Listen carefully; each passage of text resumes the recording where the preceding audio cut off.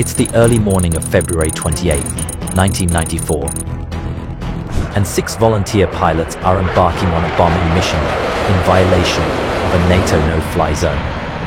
The flight is led by pilot Renko Vukmirovic from the Bosnian Serb Air Force. He and his men are flying in Jastreb J-21 jets, which are no match for the NATO F-16s in speed, maneuverability, or weapons. The Jastreb pilots are trying to stay below radar height, but as they approach their target, they are forced to ascend to 2,000 meters to begin their attack run on the weapons factory. As a twist of fate would have it, the antiquated Serbian jets inadvertently triggered the watchful eyes of NATO's radar systems. Unbeknownst to them, 50 miles away, 2 patrolling F-16s received an urgent alert regarding the presence of the J-21s. Black flight intercepts 6 bogies bearing 320 for 52 at 7,000. They're flanking. Copy that. Like predators locking onto their prey, the F-16 swiftly altered course towards the impending threat. In a bid to restrain the escalating conflict, NATO had established a definitive no-fly zone, entrusting the F-16s with the task of enforcement. As Vukmirovic's gaze met his target, he steeled himself, arming his bombs for the strike. The flight formation shifted into pairs, each relying on the other, when suddenly, a chilling transmission shattered the tense anticipation. American aircraft fast approaching. A palpable sense of foreboding washed over Vukmirovic as the unmistakable trails of 2 American Air Force jets materialized directly ahead. With a surge of resolve, he steadied his nerves, inhaling deeply. Understood. Let's proceed.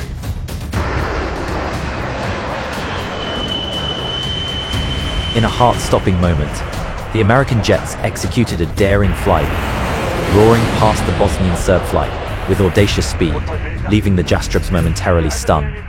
Haha, American Ferreras. One pilot quipped, while another urgently refocused. Focus on the target. Undeterred by the display of force, the Serbian pilots locked their sights on their objective.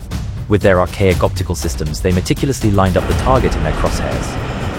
In a synchronized act of defiance, the aging planes released their rudimentary yet potent 550-pound bombs, striking the weapons factory from multiple angles.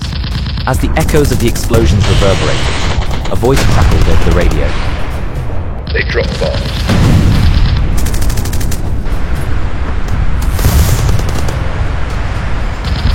With the bombs deployed, the order to engage echoed through the comms. Understood.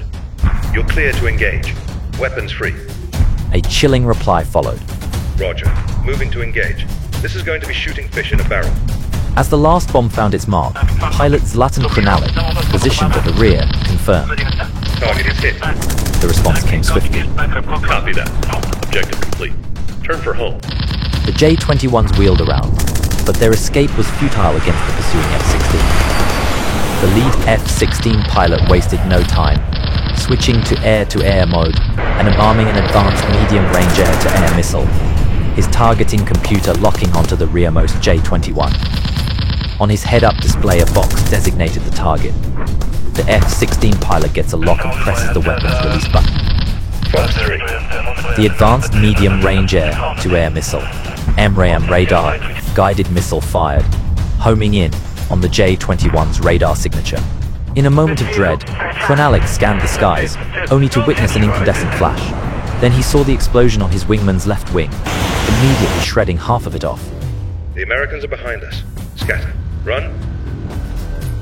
As the remaining J-21s scattered, diving towards the treacherous terrain below, one F-16 relentlessly pursued them into the valleys between the Bosnian hills. Splitting into pairs, each pilot was left to fend for themselves, with Krunalic finding himself isolated and vulnerable.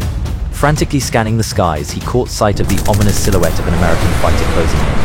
He's on my tail. With cold precision, the F-16 unleashed another missile. Fox 2.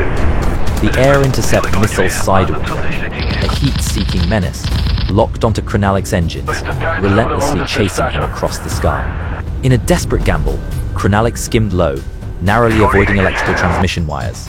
The missile detonated, clipping his tail and damaging his stabilizer, yet he miraculously remained airborne. I'm hit. I can't shake him off. His radio silent. He braced for the inevitable second impact, but instead, the F-16 veered away. Krenalic responded. Meanwhile, Mikarevic and his wingmen pushed their aircraft to their breaking points, desperately navigating the treacherous valleys. However, the relentless F-16 closed the gap, its intentions clear. Fox 3. Another MRAM missile hurtled towards its target, and in a horrifying instant, Mikarevic's wingman was consumed in a cataclysmic explosion. Pasek is down.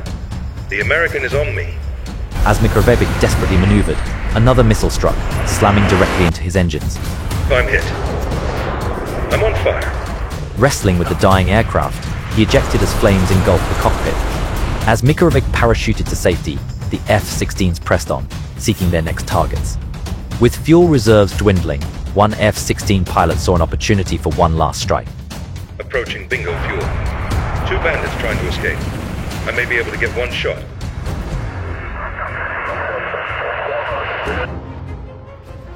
South of the relentless F-16 duo, Vukmirovic and his wingman, Goran Zarek, were forced to listen to the agonizing downfall of their comrades.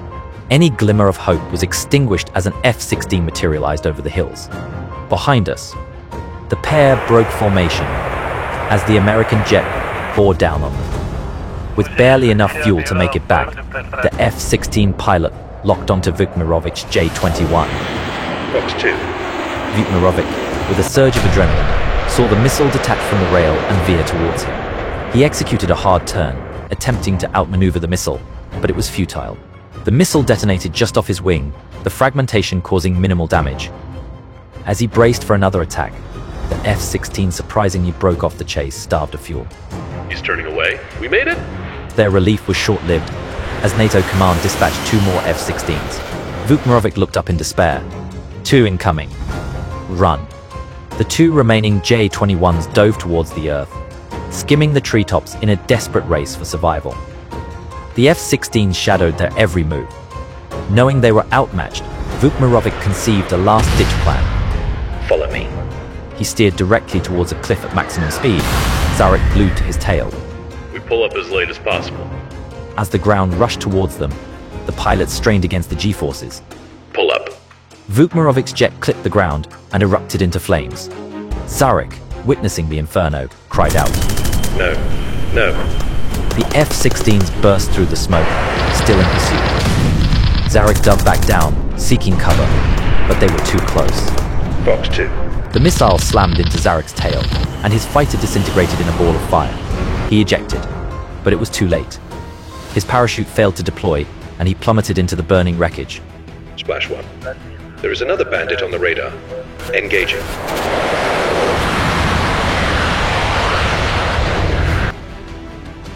With ruthless efficiency, the F-16s turned their attention to the last J-21, piloted by Krenalic, who was desperately nursing his damaged aircraft home.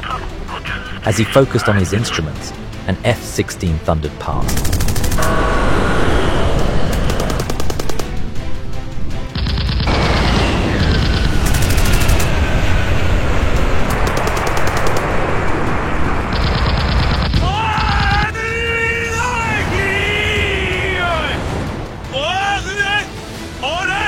But then, in a moment of unexpected humanity, the F-16 pulled alongside, matching his speed.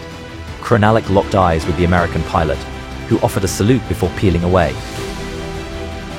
Of the 6 Jastra pilots who embarked on that perilous mission, 3 never returned. Krenalic later reflected. And I don't have any bad feelings towards the American pilots. We had our task, they had theirs. This event, known as the Banja Luka incident, marked NATO's first combat engagement. Robert Wilbur Wright was credited with 3 victories, the highest score by a USAF pilot in a single mission since the Korean War, while pilot Stephen Yoji Allen was credited with 1 victory. God help them if we use our F-117s. Remember to subscribe to Flytop if you enjoy these gripping historical tales, so you do not miss the upcoming episodes.